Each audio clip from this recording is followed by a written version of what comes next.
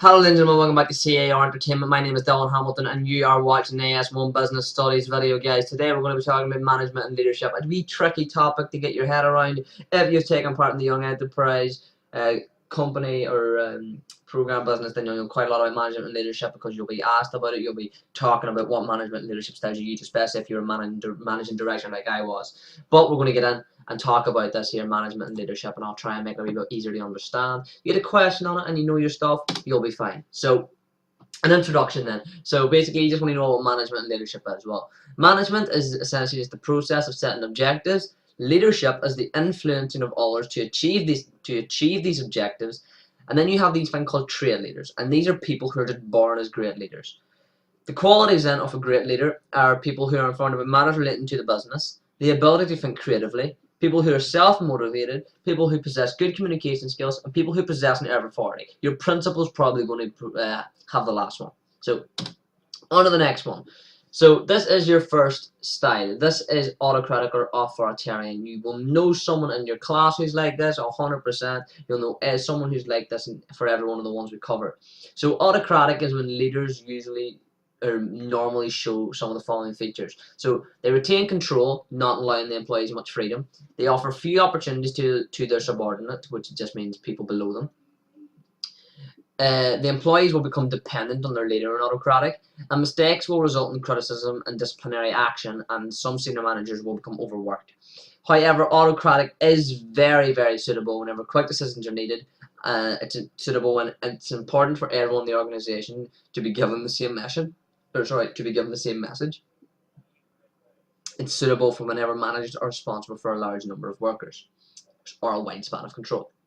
So the next one is paternalistic. This is the one I like to use. Paternalistic is whenever leaders take decisions in what they consider to be the best interest of the workplace. This is good because they explain the decisions. They don't delegate a huge amount. They treat the workplace as a family, placing emphasis on social needs. They gain the loyalty of the subordinate, meaning there's a low level turnover.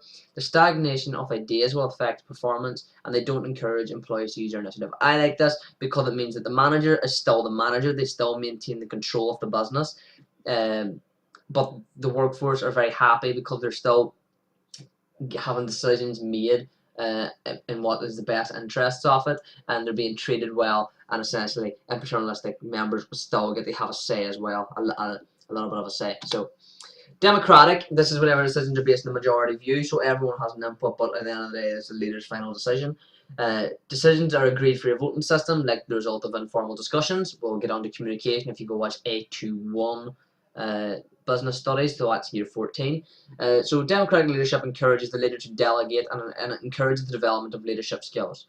Leaders and subordinates will also discuss issues and employee participation, where the leader will act upon advice. It requires excellent communication by leaders, such as two-way communication. It will offer constructive ideas, which will gain satisfaction from the employee. It also gives a high level of motivation, as there's little supervision required. So the final one we're going to talk about, I believe, is what we call laissez-faire. Laissez-faire is a French term for allowed to do, and is a policy of letting things take their own course without interfering. Managers allowing employees to handle situations by themselves and taking responsibility for the situation as they would trust in their employees to solve an issue.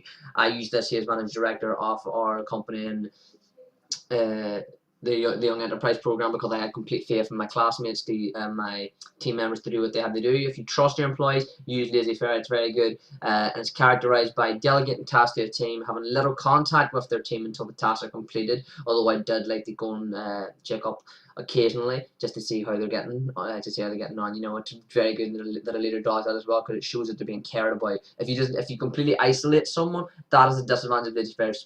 Some employees might feel isolated. But usually it does boost the morale, it does increase productivity, it can encourage innovation, it inspires people to work harder, but there can be delays if issues are not brought to the manager's attention. Thank you for watching this video on management and leadership. I've been Dylan Hamilton from C.A.R Entertainment, and I'll see you next time.